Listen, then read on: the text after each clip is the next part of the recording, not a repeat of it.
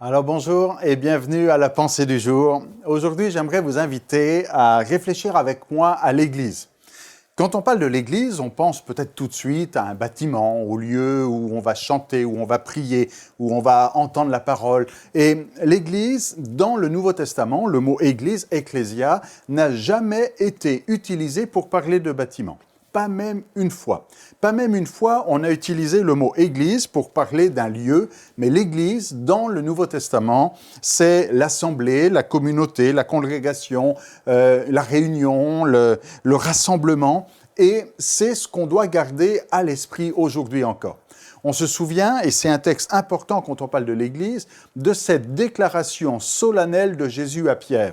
Pierre vient de faire une belle déclaration, une belle confession, et Jésus lui dit « Moi, je te dis ». Donc Jésus fait aussi cette déclaration, une déclaration, il dit « Et moi, je te dis que tu es Pierre, et que sur ce roc, je bâtirai mon église. » Je ne vais pas rentrer dans la polémique de Pierre, et Pierre, tu es Pierre, sur cette pierre, tu es Pétros, et sur cette Pétra. Je ne rentre pas là-dedans, je sais qu'on avait une conversation assez intéressante à Kinshasa il n'y a pas longtemps avec les étudiants de la FATAD, mais j'aimerais insister sur l'Église aujourd'hui, on prendra peut-être le temps pour ça une autre fois, mais insister sur l'Église aujourd'hui en disant « Jésus dit « Je bâtirai mon Église ». Il n'y a pas beaucoup de mots dans cette phrase, mais tous les mots sont importants. C'est Jésus qui bâtit son Église. C'est son Église à lui. Ce n'est pas l'Église d'un pasteur, ce n'est pas l'Église d'une congrégation, c'est l'Église de Jésus. Je vous invite vraiment à garder ça en tête ce matin, aujourd'hui, ce soir. C'est l'Église de Jésus. C'est lui qui est l'architecte, qui est le constructeur, qui est le fondement, qui est le propriétaire. L'Église, c'est son œuvre, c'est sa propriété. Et si Jésus parle de l'Église en disant « c'est mon Église », l'apôtre Paul, lui, nous parle de l'Église comme étant un corps. Et vous connaissez cette image, il dit, dans un corps, il y a différents membres, tous les membres ont leur importance.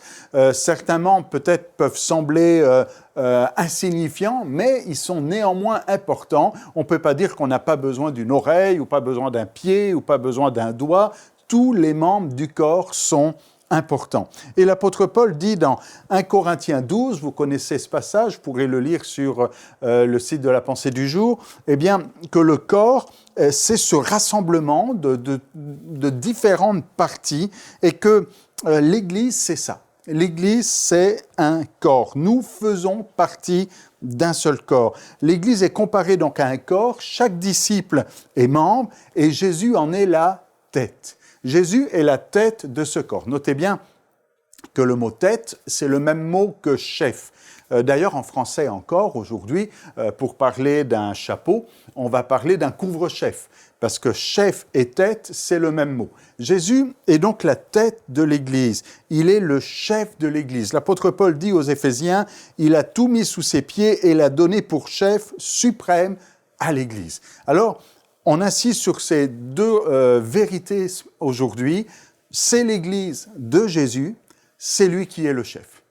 Ce n'est pas un homme, ce n'est pas un mouvement, ce n'est pas une organisation. Jésus est le chef de son Église. C'est lui qui dirige, qui conduit et qui amène l'Église à grandir. Il dit « Je bâtirai mon Église ».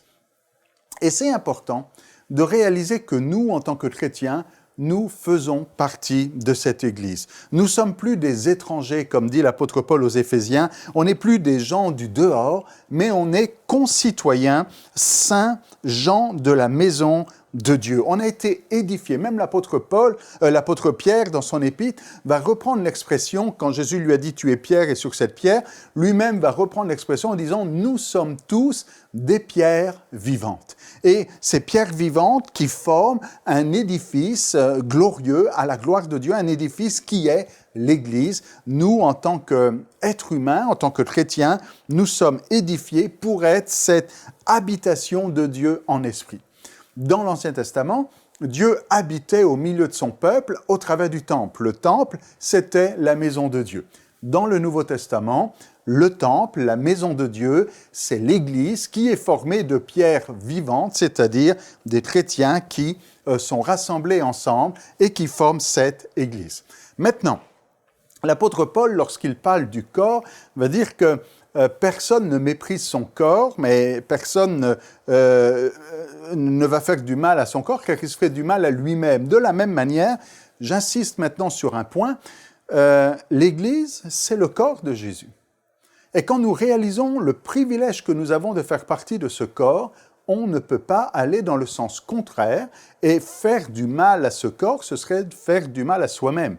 Je reprends ce qui s'est passé dans Actes chapitre 9. Paul sur le chemin de Damas. Jésus rencontre Paul sur le chemin de Damas et Paul lui dit « Mais qui es-tu, Seigneur ?»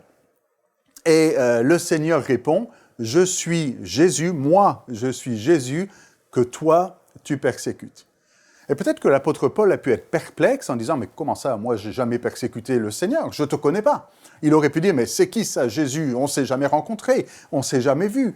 Comment peux-tu dire que je te persécute ?» Et Jésus dit « Toi, Paul, quand tu persécutes l'Église, quand tu persécutes les chrétiens, tu persécutes Jésus. » Et aujourd'hui, si on réalise ces choses, quand on dit du mal de l'Église, on dit du mal de Jésus.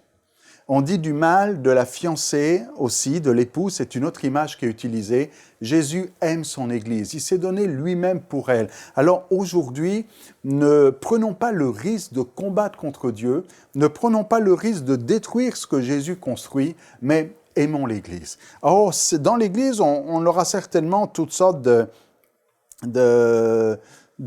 comment dire, on peut toujours trouver toutes sortes de revendications, ou trouver des choses qui ne font pas notre affaire, mais néanmoins, malgré tous les points négatifs, malgré tous les défauts, malgré toutes les imperfections, Jésus aime son Église.